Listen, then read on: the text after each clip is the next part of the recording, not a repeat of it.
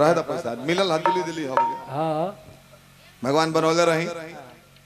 अब गीत संगीत में चले के चली हम चुटकुला कितना बढ़िया कहलो ना कि पेट में के हवा निकलात रहे हां तो ओकरा रेंज में रहुआ जवाब देल। हां और वो लोग ने कहे कि हलवाई के यहाँ गइले हां रसगुल्ला मांगले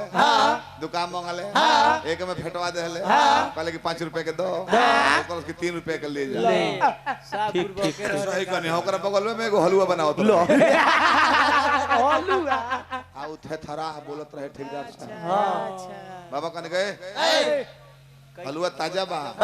कोई के हो ओ थेथरा हवा का पल्लम बेच दी पलाम तीनता मत कली मत करी दूधी के गोल में बनौले बने आई थाली सूजी कहत रहे बाकी थेथरा बोले का दूधी तो हो ये तो दम मुलायम बा हमको नहीं बाबा थेथरा बोलता मैं कोनी पानी देथी बाबा तौलते पियो फिली नल के पियो फिली कि आलू के पानी मांगो तो पैसा लागी ऐसे कि लिफाइन को के थाला मोइल काट देला बा एकदम थाप थुतला मिलिए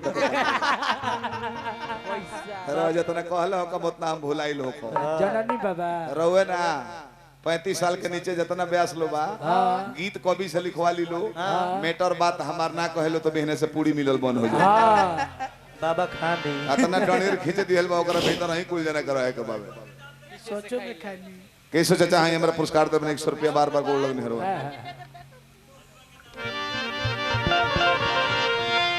सावरिया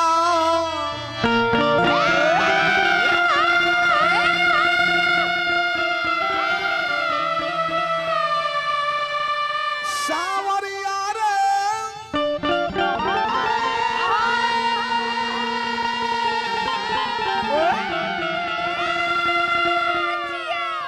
पर ध्यान दे भी सारा जाना ईश्वर लिपि को होता रहे कहेला लो जकरा रियाज भइल बा जकरा नहीं के बोलला जो ना कहाई देखा देखे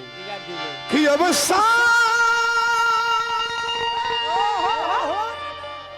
डरना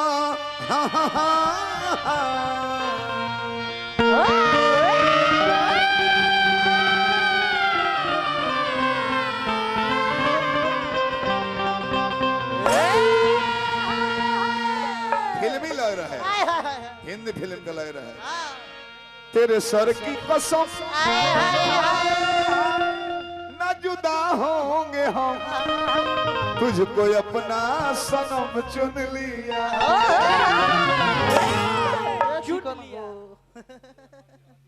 चुन लिया दूरी बना के यूट्यूब लागल बा तनी अलग अलग रहो डाल देता लो मौगी देखती है तो बेलना लेके पड़ा रहती है घरे अतर तो शुगर होता है नचनिवा के अखबारी में धरतर तो निमन लगता है तो ओकरा में सेंट मारल बा हमने के इज्जती है जा बाबा गोड़ लगनी है और झलिया बिग ना दे किसिम के कुल 100 रुपया पुरस्कार देबे ना एक हमें फूला ले लगे कौन कब बा बताई ये के संबंध बा कितना दिन पुरान संबंध हो आयो फूला झाल देखाओ बुझाता कि परात एगरी चलता है झिकिर बजावत है अजय पांडे जी ताजा कनिए करे के की आइल हितई में चार दिन खाती बाकी हलफा मचा के अच्छे में खिसियाए के नहीं के बाबा हां राउर जोन हितई है बहनौरा हो तो हमरो बहनौरा हो यस जैसे कि ब्यास के भाई वाला न होला एमे हम शिकायत ना करब ना कि जोरदार मत कहिए ऐसे कि हमर कृष्णवर हुआ उम्र के बैल भजन कहला कुछ बाना है दुनिया में हजार जाम भइल बा काहे भइल बा हरे राम राम राम हरे काहे भइल बा ओकर कुछ मतलब ना रहता गांव भर से चंदा उसिल के ए जो नाम के जाप काहे कराव रहे हमें कुछ क्वालिटी बताबे नु तबे उ जप लो अंत समय में केहू काम ना आवे बाल बच्चा पतू बेटा नाती सबे वाला लगा हो जाए भजन कली वो हम बाप रे बाप ए ब्याजी जब जब रवा कहे नी ना ए जूली तनी भजन कल हमार मन करेला भरल जवानी लेके कोई डूब के मर जाए भजन करब ना जब हो काका लेखा उमरिया हो जाई तनी कमरिया झुक जाई आँख से कम लौके लगी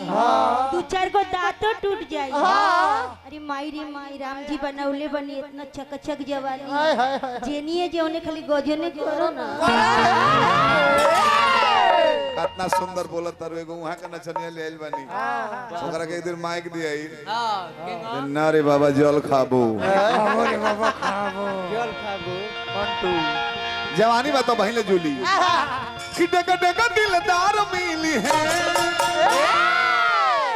डीलर साहब का फरमाइश कि 2-4 ना 1000 मिली है जो हिया जाई बुढ़ापा निहुर जाई बुरे उजला पर ना यार मिली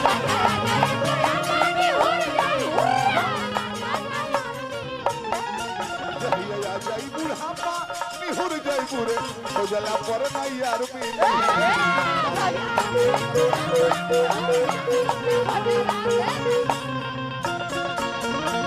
काचौ बढ़िया बेगा ना करा के काचौ बढ़िया बेगा ना करा काचौ बढ़िया बेगा ना करा होजे ना हम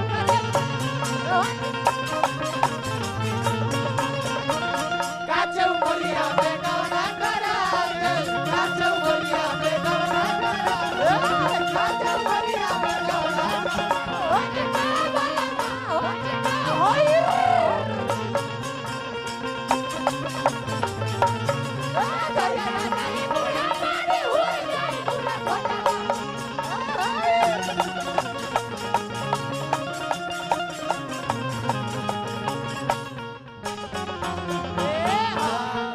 समय बदल गए बाबा दोगुन के चौगुन के निर्गुण के भैरवी के पूर्वी के बेरा बांधल बा दोनों राउंड जवार खाती गावल जाला आ तीसरा राउंड लयदार खाती गावल जाला अब एबर हम निर्गुण गावल लगे तो भइल नु प्रोग्राम जमल नु ओकर समय बांधल बड़ी सन कौना बेरा दिया आई ना बेरा छटक पड़े को तोहरो समय बांधल बा दांत टूट जाई बोले मुंह आई लेके चल जाई सब रोकले रह जाई। अच्छा मुखिया जी हमारा सरफुद्दीन अंसारी जी जनाब के लिए मैं एक बंदे के लिए खुदा से गुजारिश करेंगे बंदे को क्यामत से क्यामत तक सलामत रखे अजमुद्दीन चिश्ती की दुआ बनी रहे। वाह वाह सुन के कतना बात याद करो बाबा सुन के कतना बात याद करो बाबा स्टॉप चाहिए टूट जाई दांत चाम टूट जाई दांत चाम झूल जाई गाल के खिंची है परान हाथ हवा में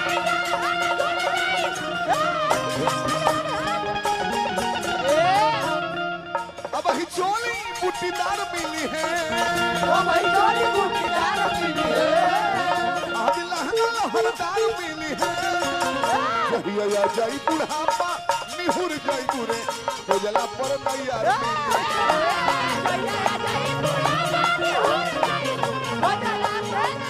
साजो जहिया जाई बुढ़ापा निहुर जाई बुरे तो जला पर तैयार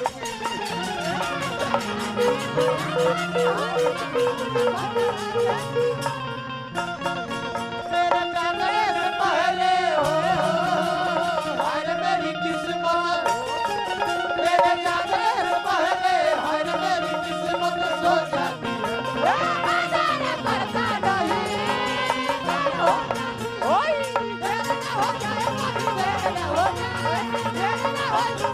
मेरे जाने से पहले हो हर मेरी किस्मत मेरे जाने से पहले हर मेरी किस्मत सो जाती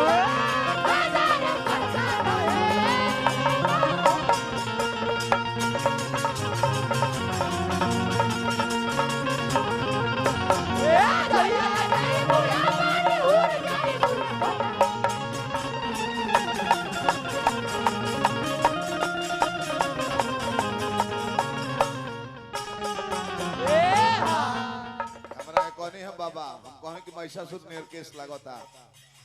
हमारा कहता नहीं कि लौड़ा सुर के भाई हमें जाए दिन लौड़ा सुर के भाई हैं नु यहाँ के घंटका सुर के भाई बानी नु गंडका सूर परशुराम चाचा हमरा के पुरस्कार दल बनी हार्दिक प्रणाम करते घंटका सुर के सुनल बनी कि ना राजा अब यहाँ के देखनी कमलुबा से एक दिन गोनई रहे तो वहाँ के ही बतिया बोलत रहनी रौरू बोलत नहीं कि कलयुग के उम्र 4,32,000 वर्ष द्वापर के 8,64,000 वर्ष त्रेता के 12,96,000 वर्ष सतयुग के 17,28,000 वर्ष कने हनु इतना बतिया रुआ कने हम कहत हैं तो रुआ से रिपीट ना होई एगो सुखनंदन यादव बोलेले तो अभियंता बोलेले कलयुग के 4,32,000 वर्ष उम्र हो द्वापर के 8,64,000 वर्ष त्रेता के 12,96,000 वर्ष सतयुग के 17,28,000 वर्ष चारों युग के मिला देते एक चतुर्युगी यानी एक चौकड़ी 71 चौकड़ी के एक मनवंतर होला गुणा भाग करब तो 43,20,000 वर्ष यानी कि एक चौकड़ी 71 चौकड़ी के एक मनवंतर होला जब गुणा भाग करब 30,67,20,000 वर्ष यानी कि एक मनवंतर 14 मनवंतर के एक कल्प होला जब वो में गुणा भाग करब तो 4 अरब 30,40,25,000 वर्ष यानी कि एक कल्प ब्रह्मा के 12 घंटा ये हिसाब से ब्रह्मो जी 100 वर्ष जी के मर जाए। वाह वाह विष्णु पुराण के बात हो सुननी हनु 1 मिनट लगी रिपीट करके देखो तो याद बात कि ना कागज पर लिख के याद करे के पड़ी। गणेश जी कहने कि विनायक प्रभु नाम रहे द्वापर में ना विनायक जन बरा 10 गो हाथ सिर सवारी रहता ना बरा नाम रहे त्रेता में मोर सवारी कइले मयूरेश्वर कइले केकरा के हारले पराशर बाबा के यहां अंगना में गिर गइले तो उ पोसले मयूरेश्वर नाम परल द्वापर में मूषक वाहन गौरी पुत्र गणेश कहल बड़े विनायक ना विनायक के शुरुआती केहू व्यास बताइए नहीं के सको आदि गणेश हमें प्रथम बार इनकर माई के रही कर बाबूजी के रही केहू व्यास ना बताई 18 पुराण 4 वेद 6 शास्त्र कहीं नहीं के प्रमाण आज शक्ति दुर्गा माई प्रथम बार कहां से आईली आदि माने जेकर जन्म मरण दोनों ना मिले ओकरा के आदि कहल जाला तना गणेश जी के आदि होए उनकर कहीं जन्म के प्रमाण नहीं के हई जन गणेश जी देखता शंकर जी के बबुआ शंकरो जी ले पहले कहमे ई तो व्रत पर खुश होके एगो अवतार लेले बड़े जगन नारायण विष्णु रामा अवतार लेले कृष्णा अवतार लेले उंगा ये अवतार लेले बड़े युग जमाना बदल गई जानकारी का और मत है जानकारी तो वो कतना हमरा से छुपल नहीं रवा कतना जानकार हई इरवा से छुपल नहीं के हम जानता नहीं शंकर जी के 3 गो आंख हो कैसे कैसे आज शक्ति दुर्गा जी ब्रह्मा जी की उत्पत्ति कइली जार देहली बियाह करे कोली ना बिहार कइले जार देली जी से तीसरा अंकिया से विष्णु के उत्पन्न कइली कहली बियाह करे कहले के ना माई होई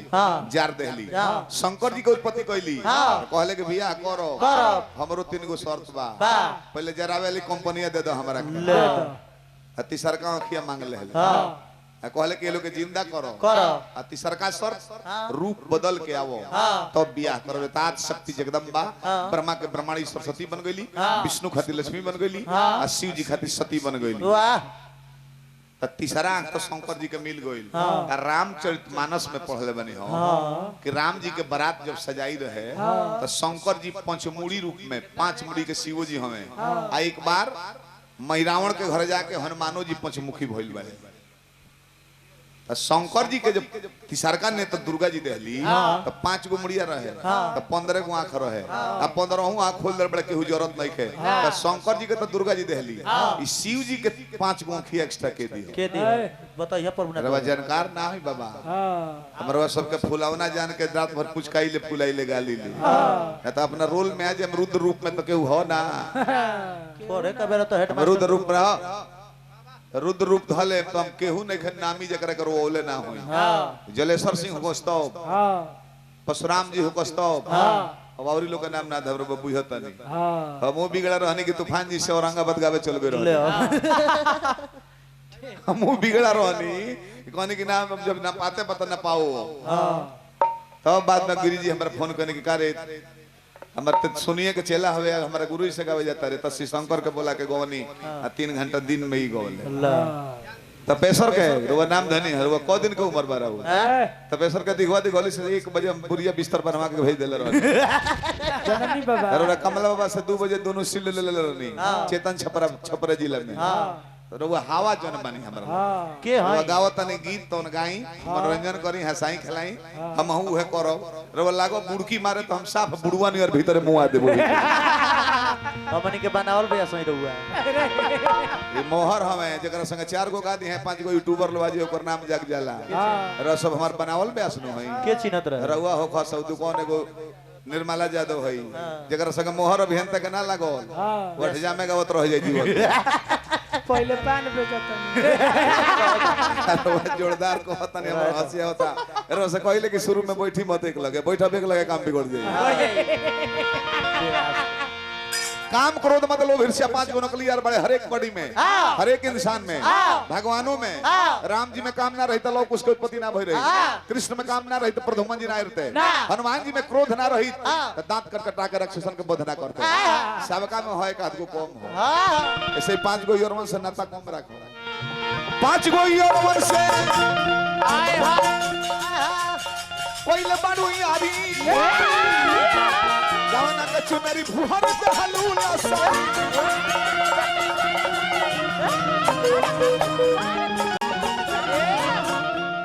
अब ही भोजन ओजनदार मिली है